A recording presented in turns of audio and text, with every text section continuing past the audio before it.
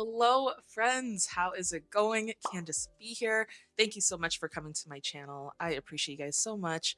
Long time no see. I know. I hope you guys have been doing absolutely fantastic, though. I hope you've been having just a great life and that the end of 2024 has just been serving you very well. And I hope that Q4 has been serving you well if you are a trader. So today we're going to be doing a quick little live trading video. It's Monday, October 28th, and it's just a little after 11 a.m. So we're going to be looking at the NAS 100 as usual. And so, yeah, that being said, let's just get right into it. Alrighty, so we are on NAS 100. As you can see, we're on the 4 hour. We're just going to do a really quick analysis before we look for a setup.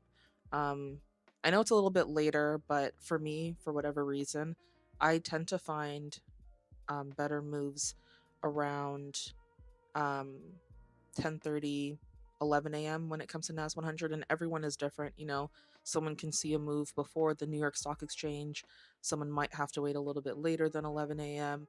But this is kind of my, I guess you can call, a sweet spot. So that's what I've just kind of been looking at lately and just taking trades lately. And by the way, just because I haven't posted a YouTube video in a while, my bad, doesn't mean I'm not trading. I know that the last video or series that I was doing with the prop firm did not go as planned, but trust and believe we have been doing a lot of work in the background. I've been working a lot on my psychology, on my trading plan. I've been forward testing, I've been back testing, I've been working on just every aspect that I feel like I need to work on, and I feel like I'm in a much better place. So in terms of if I'm going to take another prop firm challenge anytime soon, I think we're gonna stick with live money, live market, my own money for now, and go from there. But not to obviously bash any prop firms. But you never know, one day I might pop up and be taking a prop firm challenge. But for now, we're gonna let that cool off. All right, so on the NAS 100, there's been quite a bit of good movement lately. I would say right now we're kind of in this uptrend here that's started from last week. We are moving up steadily on the 4 hour, and price is currently rejecting a level that it hasn't been at since, I think, July. If I look left, June, July, yeah. So price hasn't been back up to this area. It's been essentially working its way back up these past couple of months. So now we're at these levels, the 20,500 level, and we are pulling back from it. So as you can see, um, during London session, we had a nice rejection here from this higher time frame zone that I can just draw out here. And we've just been rejecting nicely from it. And when we go down to the 1 hour here, we see a lot more information. Of course, the lower the time frame you go, the more information in terms of the more candlesticks you'll see. For me, I've actually been trading more the 15-30 minute time frame for entries. I've been back testing that a lot, and I find that that has been really beneficial for me. I've been winning more trades that way this past month. So yeah, we're sticking with that for now. Not to say we won't use the 5 minute time frame, but I am relying a lot more on the 30 minute and the 15 minute for now.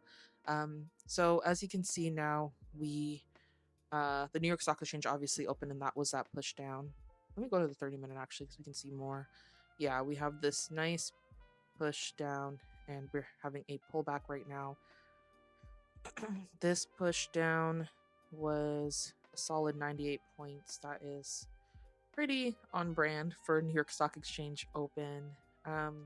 In terms of the heat map, like what's going on with the stocks, there's been it looks more positive stocks than anything, more positive movement, or just kind of the same neutral, I guess, stock price right now. Nothing's really pointing out. Apple is up 1%, Google's up 0.5%. So there's a lot of positive movement. That might indicate that there might be a desire to push up, but we'll see. Price is currently right now rejecting this area here. So we kind of have this zone here that we are able to work with. For me to take a long position, I would need to see price Close definitely above this area and not close in the actual zone. For me, I don't feel comfortable taking a trade like that. I like to see nice rejection wicks and nice closes above the zone to indicate that, price isn't wanting to or doesn't have the power momentum in the moment to break that zone. So I want to see definitely close above the zone, and then I want to see some sort of bullish indication, a bullish candlestick on the 30-minute, the 15-minute. The higher the time frame, the better, obviously, and kind of go from there.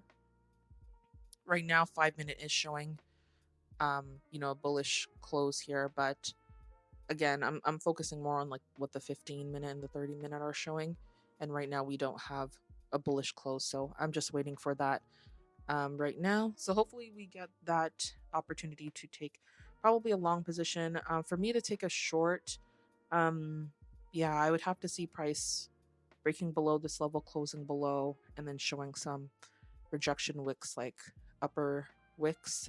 But right now I think I feel more comfortable kind of taking a long position just because of where we're at in the market in terms of the range.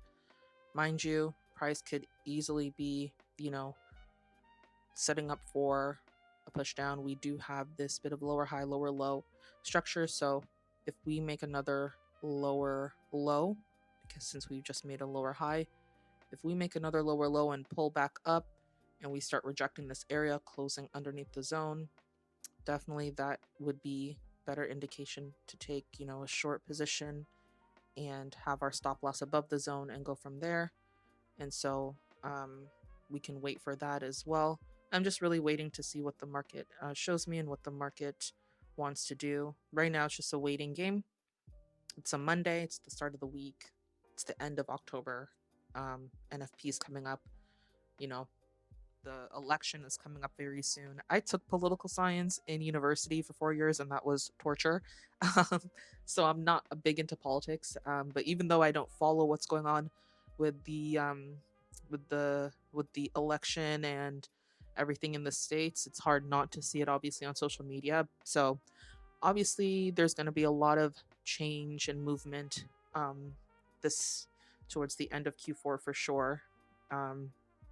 In the markets, a lot of people are going to make money, I'm sure. A lot of people are going to lose money. I'm definitely sure of that. Hopefully I'm not going to be the one losing money. Let's cross our fingers. But we're going to keep our risk managed very, very tightly and disciplined. But yeah, there's going to be just a lot of stuff happening. So it's okay to not trade every day. It's okay to just, paper trade or forward test or just watch things happen and not be in the market. Managing risk is going to be the biggest thing for all of us to do, as it is on any regular given day. It shouldn't take a political election or anything like that to remind you to manage your risk. So yes, we must manage our risk. I've been working a lot on managing my risk. So yeah, right now it's 11:20 a.m. Price is tapping into the zone. Let's see if we're going to get another rejection or we're going to get like a bullish close. Still too early to tell.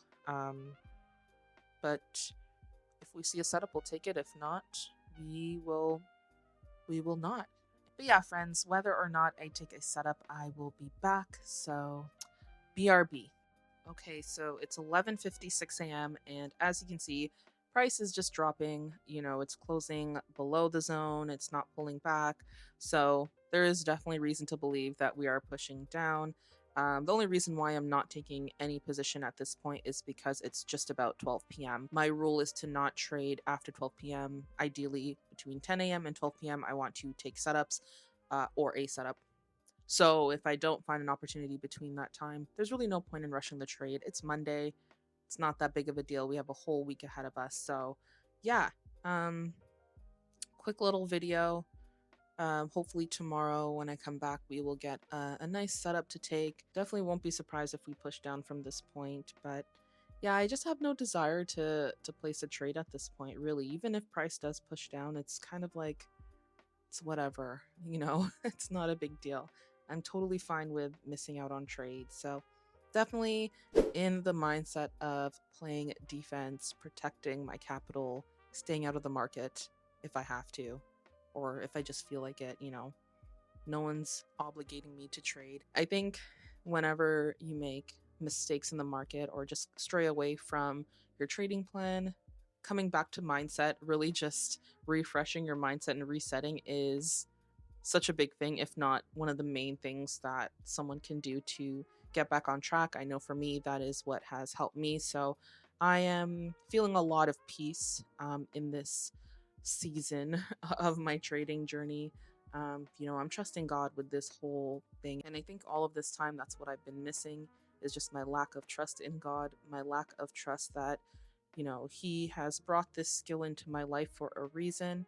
Why am I trying to rush the process? Why am I trying to get rich quick? There's no way to do that, especially in this market, because obviously, even if you're making a lot of money and you're doing it quick and you're over leveraging, all it takes is one trade to completely obliterate that. And trust me when I say I've done that for years. I've done that for years. I've tried to push my own agenda, push my own narrative, and look where it's got me.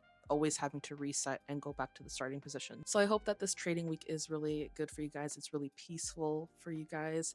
And I hope that it's a profitable week for you.